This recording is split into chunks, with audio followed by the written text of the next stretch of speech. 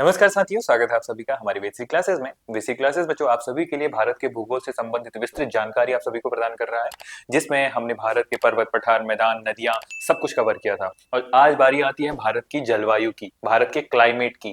Climate किस तरीके से अपना काम करता है, भारत की जलवायु किस तरीके से है, इन सभी डिटेल सारी जानकारियों को आज हम समझने का प्रयास करेंगे हमारी इस वीडियो में।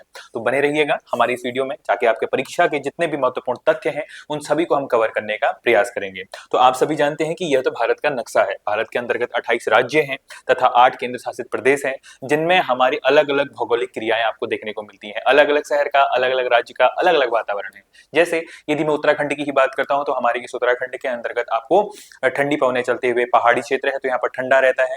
तो किस तरीके से हम मध्य भारत में जाएं तो वहां पर कैसा वातावरण में देखने को मिलता है और क्या यहाँ की जलवायु रहती है, इस सारे विषय को हम तथ्यों को समझने का प्रयास करेंगे आज की हमारी इस वीडियो में।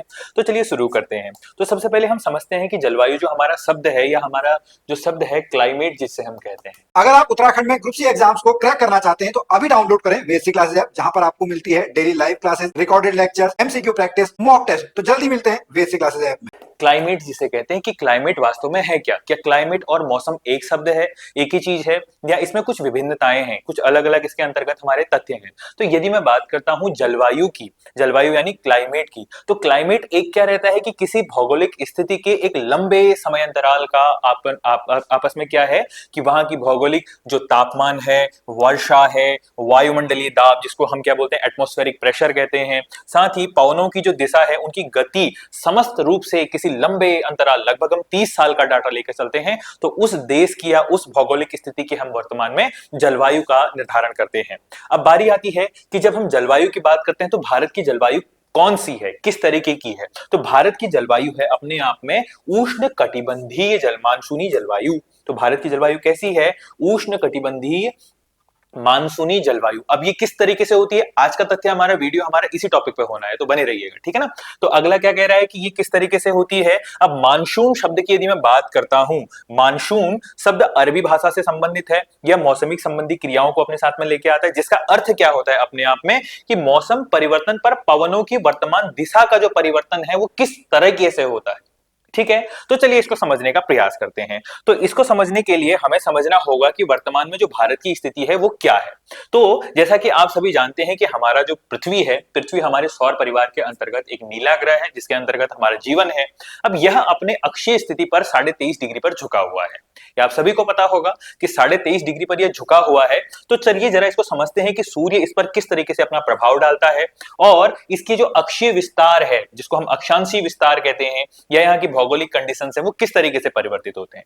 तो इसको समझने से पहले हम देखते हैं कि जो भारत है, भारत को हम यदि एक इमेजिनरी लाइन ड्रॉ करते हुए देखते हैं, जिसमें हम पृथ्वी को कुछ इस तरीके से विभाजित करते हैं, जिसमें हम दो प्रकार की लाइनों का नाम सुनते हैं। एक होती है हमारी अक्षांश रेखा, एक दूसरी है हमारी देशांतरी रेखा। देशांतरी रेखा ऊपर वाली है हमारी लैटिट्यूड लाइंस और नीचे वाली है हमारी लॉन्गिट्यूड लाइंस। आप सभी जानते होंगे कि अक्षांश रेखा और देशांतर रेखाएं क्या होती हैं। तो यदि मैं बात करता हूं हमारी अक्षांश रेखाओं की, तो भारत के दो बराबर भागों में जो उत्तर और दक्षिण को विभाजित करता है, उस मध्य की रेखा को कहा जाता है विषुवत रेखा। क्या कहा जाता है भाई? विषुवत रेखा। विषुवत रेखा जो कि कहां पर स्थित है? शून्य अक्षांश पर स्थित है। इसी को भूमध्य रेखा भी कहा जाता है। क्या कहा जाता है भाई? भूमध्य रेखा। तो इससे आप उत्तर का जो भारत हमारा पृथ्वी देखेंगे तो वो कौन सा भाग देखने को मिलेगा आपको? उत्तरी गोलार्ध। दक्षिण में दक्षिणी गोलार्ध। तो हम देखते हैं कि सूर्य प्रकाश या सूर्य का जो प्रकाश है उसके वितरण की यदि हम दिशा को देखते हैं तो यहां से इसका जो प्रभाव पड़ता है वो कहां तक पड़ता है? हमारे 23.5 डिग्री उत्तरी अक्षांश, ठीक है, जिसे हम किस रूप में जानते हैं? कर्क रेखा के रूप में जानते हैं। और यदि मैं दक्षिण की बात करता हूं तो आप इसी तरीके से 23.5 डिग्री दक्षिण में जाएंगे तो इसे हम क्या कहते हैं भाई? सदर्न लैटिट्यूड को हम क्या कहते हैं? मकर रेखा कहते हैं, ठीक है। ये प्रभाव आपको देखने को मिल गया है। आप ध्यान देंगे कि हम किस तरीके से पर्यावरण को या हमारा जो क्लाइमेट है, वायुमंडल है, उसको समझने का प्रयास कर रहे हैं। तो इससे यदि मैं ऊपर जाता हूं 66.5 डिग्री में जाता हूं तो 66.5 डिग्री आपको देखने को मिलेगा। तो यहाँ पर आपको देखने को मिलेगा आर्कटिक वृत्त, ठीक है। दक्षिण में यदि आप जाएंगे तो आपको देखने को मिलेगा 66.5 डिग्री पर यह है हमारा अंटार्कटिक वृत्त। अंटार्कटिक वृत्त। तो ये तो हमारा हो गया है क्या? पृथ्वी का जो हमारा अक्षांशीय विस्तार है, ये एक प्रकार की इमेजिनरी लाइन है। अब आप देखेंगे कि जो हमारी भौगोलिक स्थिति है, इस भौगोलिक स्थिति में आप समझने का प्रयास करेंगे कि जब हमारा सूर्य का प्रकाश लंबवत विषुवत रेखा पर पड़ता है, कहां पर पड़ता है भाई, विषुवत रेखा पर पड़ता है, तो हम देखते हैं कि इस स्थान का जो हमारा अपने आप में टेम्परेचर होगा वो अपने आप में क्या होगा, बहुत हाई होगा, है कि नहीं है। और यहीं पर अगर आप इसकी अपेक्षा अगर उत्तरी गोलार्ध और दक्षिणी गोलार्ध को देखेंगे तो उसकी अपेक्षा में कम वहां पर गर्मी रहेगी। तो हम बात करते हैं यदि इस रीजन की कि सूर्य का प्रकाश अंतिम रूप से कहां तक जा पाता है, तो आप देखेंगे कि हमारा कर्क रेखा पर सूर्य का प्रभाव अंतिम तौर पर लंबवत प्रकाश पड़ता है। बाकी फिर उससे उत्तर का जो हमारा क्षेत्र है उन पर किस तरीके का प्रभाव पड़ता है, तो प्रकाश की किरणें तिरछी जाती हैं। दक्षिण में यदि मैं बात करता हूं, कर्क मकर रेखा में आप जाते हैं लंबवत रेखा तक। जैसे हमारे यहाँ पर सबसे छोटा जो दिन उत्तरी गोलार्ध का जो सबसे छोटा दिन होता है वो 22 दिसंबर को होता है, ठीक है, और रात सबसे बड़ी उसी दिन होती है। तो 22 दिसंबर का दिन अपने आप में जो दक्षिणी गोलार्ध है इसके लिए क्या होगा भाई, सबसे बड़ा दिन होगा। तो मैं बात कर रहा हूं 22 दिसंबर की। यदि मैं बात करता हूं विषुवत रेखा की, तो विषुवत रेखा पर जो हमारा सूर्य का प्रकाश लंबवत पड़ता है तो इस साल में 2 बार पड़ता है। एक पड़ता है हमारा 23 मार्च को और दूसरा पड़ता है 21 सितंबर को।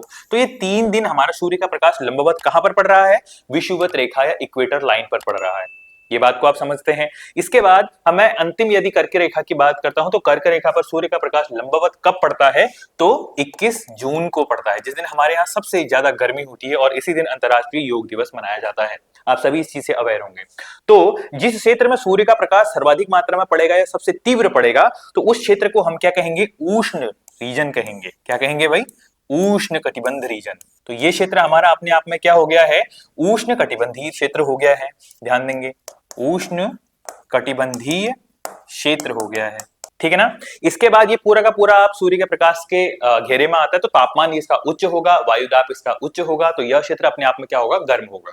यहीं से अगर आप उत्तरी क्षेत्र में जाते हैं, जहां पर हम किसे देख रहे हैं, जो हमारा कर्क रेखा और हमारा जो विषुव अंटार्कटिक रेखा है, इस रेखा को यदि हम देखते हैं, और यह रेखा और दक्षिण में हमारा जो मकर रेखा और जो हमारा अंटार्कटिक रीजन है, इस क्षेत्र को यदि हम देखते हैं, तो यह अपने आप में कैसा रीजन होगा भाई, शीतोष्ण कटिबंध होगा। ये कैसा कटिबंध होगा भाई, शीतोष्ण कटिबंध होगा, ठीक है, ध्यान देंगे, ये कैसा होगा, शीतोष्ण कटिबंध होगा। सर आप कटिबंध शब्द का प्रयोग कर रहे हैं, कटिबंध क्या होता है, कटिबंध वास्तव में दो अक्षांशों के बीच की जो हमारी दूरी है, इसे हम क्या कहते हैं, कटिबंध जोन। क्या कहते हैं, कटिबंध कहते हैं, तो इसे हम जोन कहते हैं। इसीलिए हम देखते हैं कि जो हमारा बीच का रीजन है उष्ण कटिबंधी है, बाकी हमारा शीतोष्ण कटिबंधी है। उत्तर में यहां पर भी क्या होगा, शीतोष्ण कटिबंध होगा, ठीक है ना। अब यदि मैं इसी नक्शे को अगर लेके चलता हूं, तो भारत की स्थिति यहां पर कहां पर आती है, आपने यदि ध्यान दिया होगा तो हमारे भारत के बीचों बीच से एक रेखा गुजरती है जिसे हम कर्क रेखा कहते हैं, और ये कर्क रेखा हमारे उत्तरी गोलार्ध की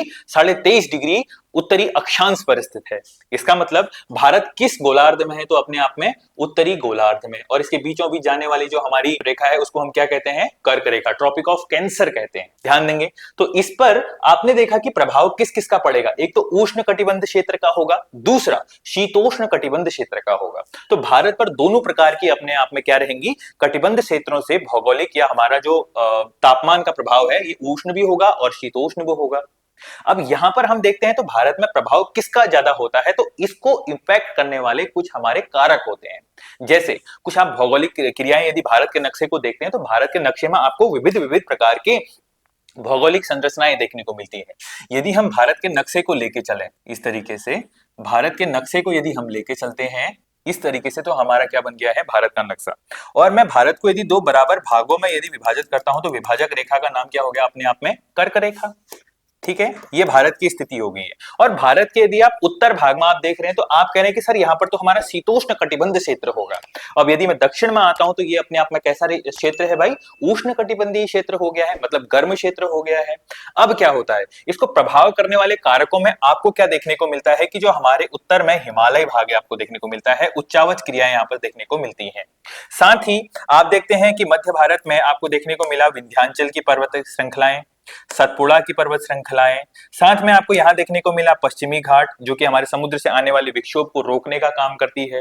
साथ ही आप मेघालय में देखते हैं गारो खासी जयंतिया, जो कि अपने आप में क्या करती है, एक चक्र बनाकर जो हमारी भूमध्य सागर की या हमारी जो बंगाल की खाड़ी का जल है उसको अपने क्षेत्र में ही रोककर सबसे ज्यादा वर्षा कराती है। चेरापूंजी मेघालय में खासी पहाड़ी पर। तो इस तरीके से हमारी भौगोलिक क्रियाएं भी देखती हैं। तो हमारे जो मानसूनी जो हवाएं हैं वो किस तरीके से चलती हैं, जो हमारे केंद्र से निकलने वाली या विषुवत रेखा से निकलने वाली जो हवाएं हैं वो किस तरीके से चलती हैं भाई, उत्तरी अक्षांश की ओर चलती हैं, गर्म है। ये हमारी कैसी हवाएं हैं, गर्म हवाएं हैं। इन्हें हम गर्म धाराओं के रूप से जानते हैं। ठीक है, इस तरीके से हमारे क्या करती हैं, गर्म धाराओं के रूप में बढ़ती है। अब आपको पता है उत्तर में हमारे 90 अक्षांश पर क्या होगा भाई, ध्रुव होगा, और दक्षिण में हमारे 90 अक्षांश पर क्या होगा, दक्षिणी ध्रुव होगा। तो ध्रुव हमें देखने को मिलती हैं। तो ध्रुवों से आने वाली जो हमारी धाराएं होती हैं वो ठंडी धाराएं होती हैं। कैसी धाराएं होती हैं भाई, ठंडी धाराएं। तो यहां से आने वाला जो हमारा करंट है ये कैसी धाराएं होंगी, ठंडी धाराएं होंगी। यहां से भी ठंडी धाराएं हैं।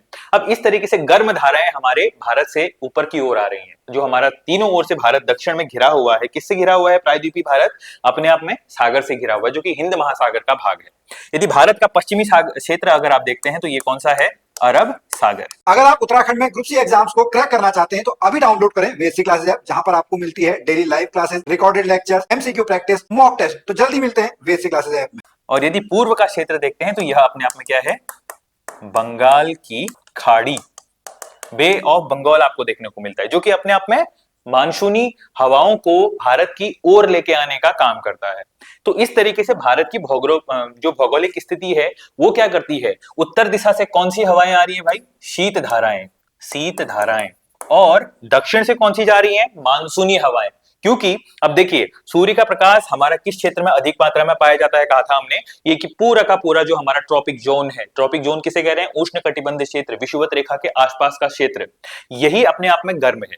अब यहां से उत्तर की ओर जाने वाली जो हमारी हवाएं हैं वो क्या करेंगी, भारत में जो हमारा हिंद महासागर है, इस दिशा से हमारा जो पश्चिमी अरब सागर है या हिंद महासागर है, यहां से हवाएं कहां की ओर प्रवाहित होंगी, भूमि की ओर। क्योंकि अभी भूमि की ओर जाने के पीछे कारण क्या है कि आपको देखने को मिलता है कि यहां पर हमारा जो वायु दाब है सबसे ज्यादा इंपैक्ट करता है। क्या, वायु दाब। ठीक है, एयर प्रेशर जिसे हम कहते हैं।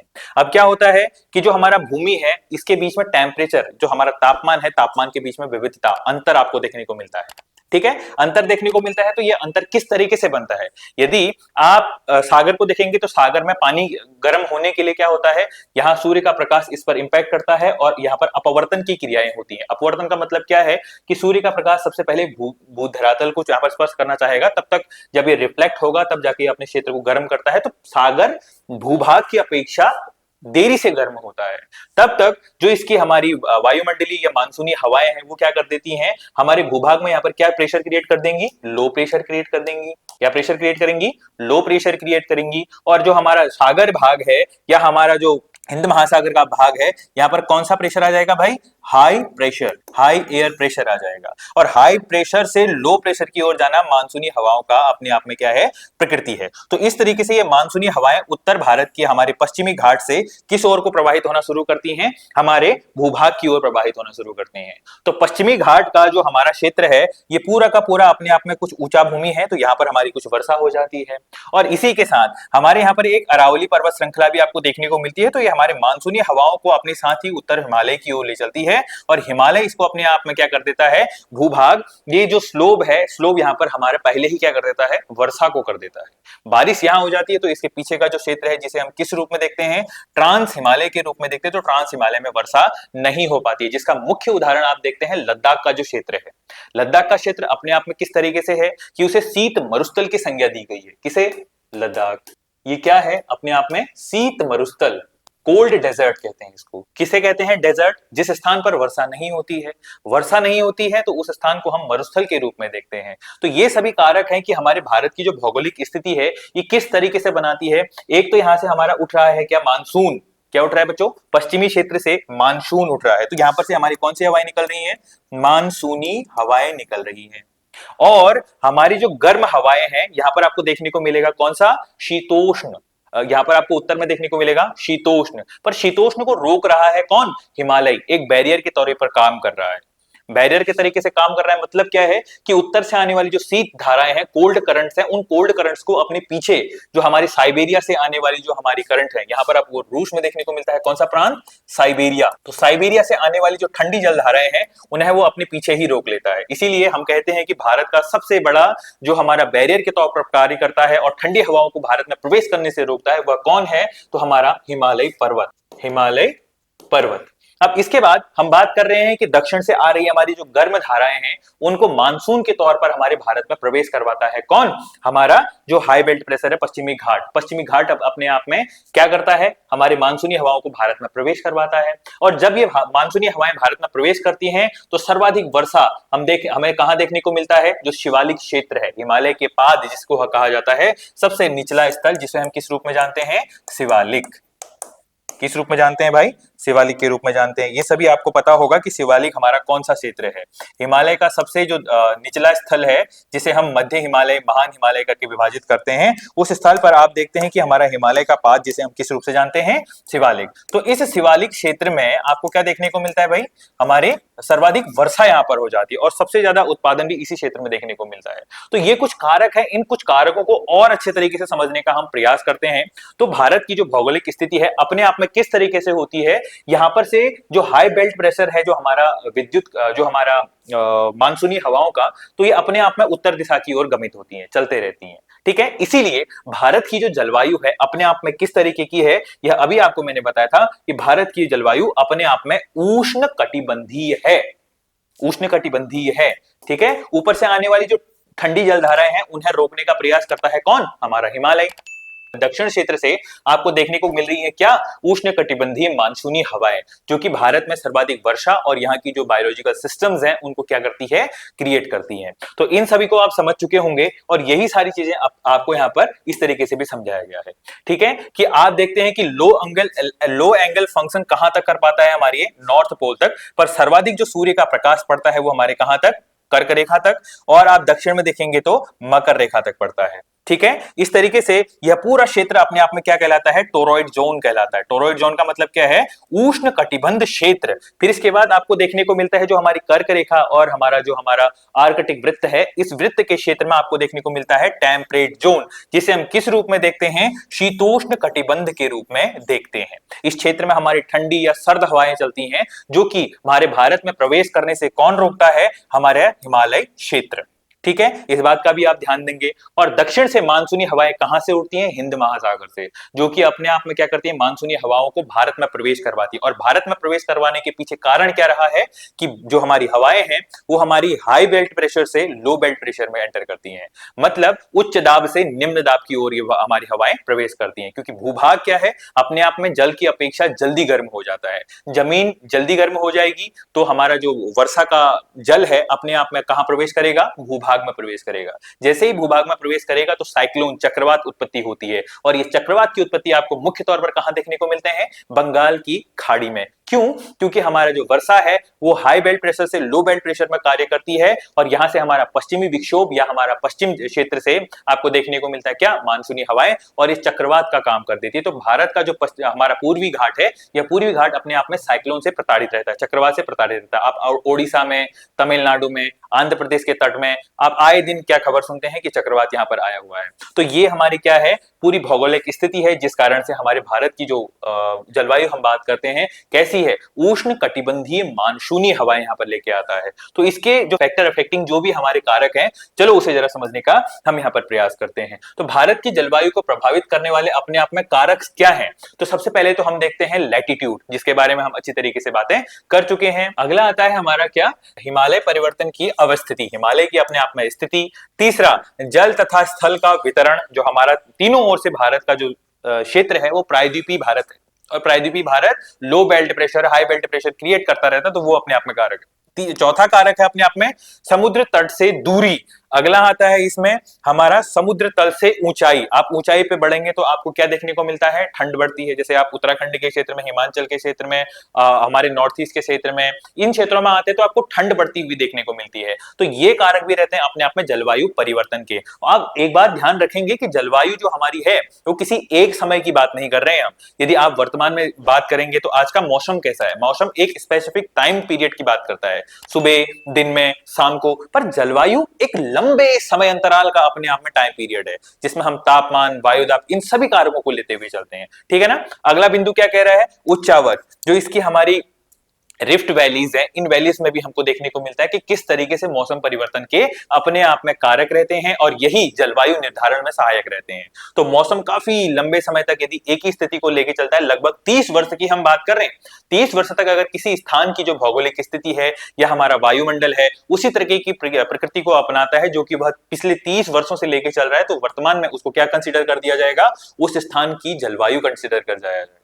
ठीक है। तो चलिए हम जानते हैं एक एक स्थिति को कि किस तरीके से यहां अपने आप में अक्षांश क्या प्रभाव या कारक के रूप में कार्य करता है। तो यदि मैं बात करता हूं पहला टॉपिक अक्षांश की, तो इसमें लिखा गया है कि भारत का अक्षांशीय विस्तार लगभग 30 अंश का है।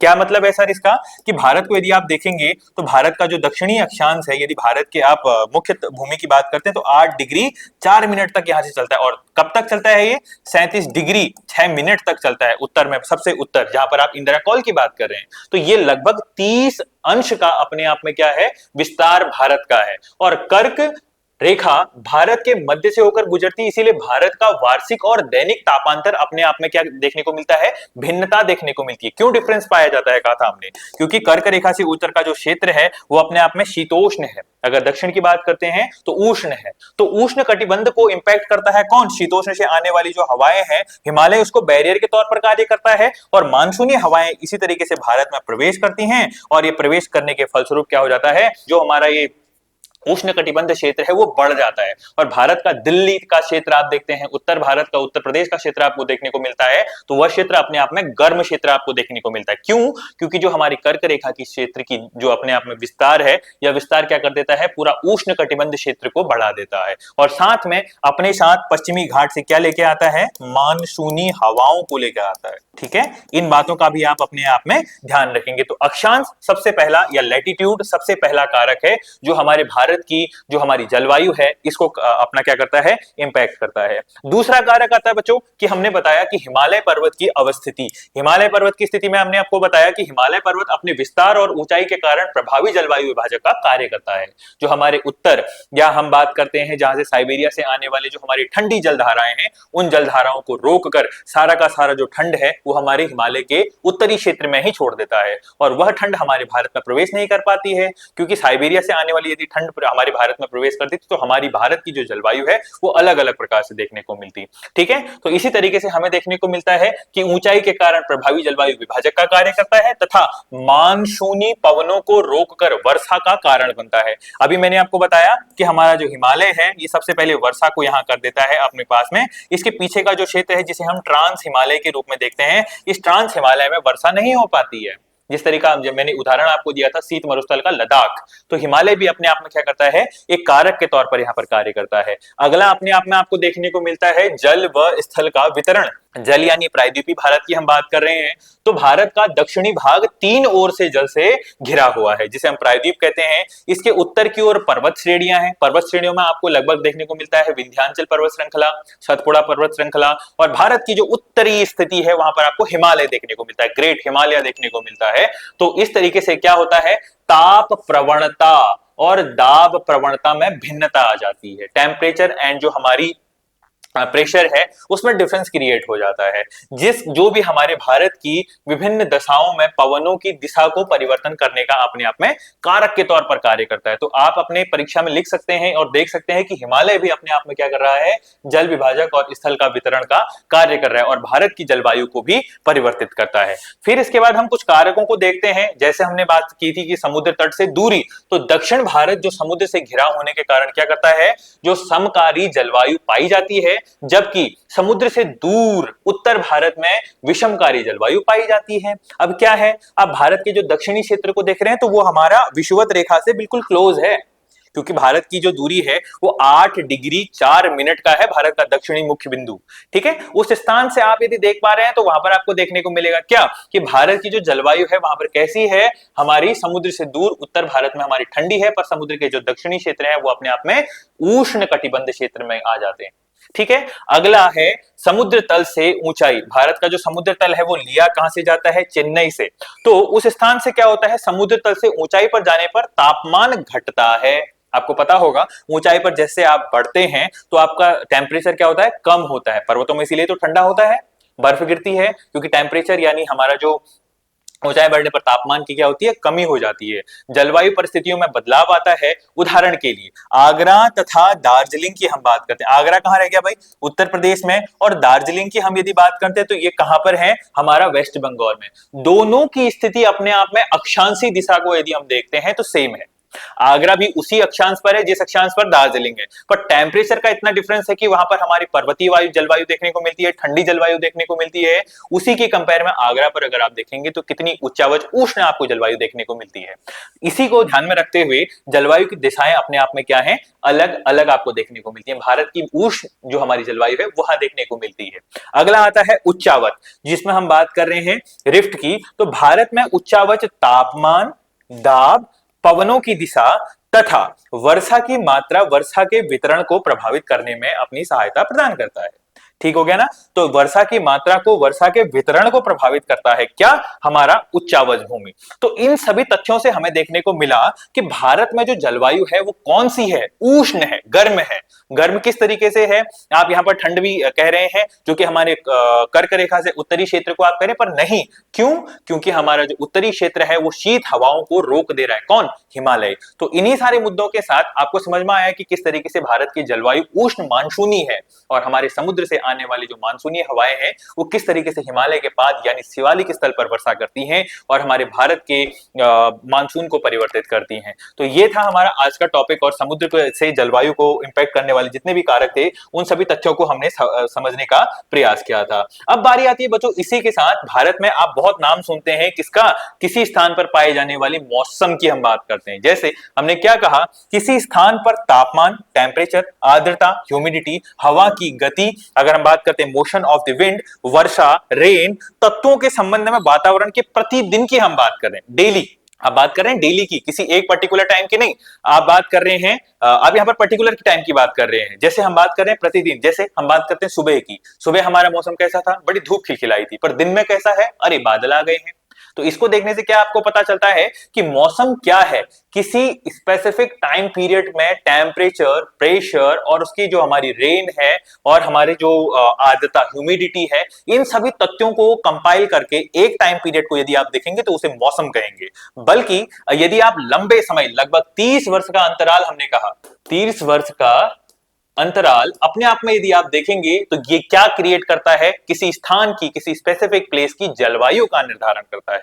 तो इन सभी तथ्यों से आप अवेयर होंगे। आज की वीडियो आपको समझ में आ गई होगी कि किस तरीके से हमारा जलवायु है और मौसम है। बाकी आपके लिए इसके बाद का जो हमारा इंपॉर्टेंट पॉइंट है वो क्या है, भारत में जो हमारे मानसून है किस तरीके से प्रवेश करते हैं, अरब सागर से और बंगाल की खाड़ी से, और हमारे जो पश्चिमी विक्षोभ है, जेट धाराएं हैं, तो सभी तथ्य हम अभी समझने का प्रयास करेंगे हमारी अगली वीडियो में। तब तक के लिए आप बने रहेंगे। आज के लिए मुझे इजाजत दीजिएगा, और कैसी आपको वीडियो लगी जरूर कमेंट बॉक्स में बताने का प्रयास कीजिएगा, क्योंकि आपका एक कमेंट हमें उत्साहवर्धित करने के लिए समर्थित रहता है, सहायक रहता है।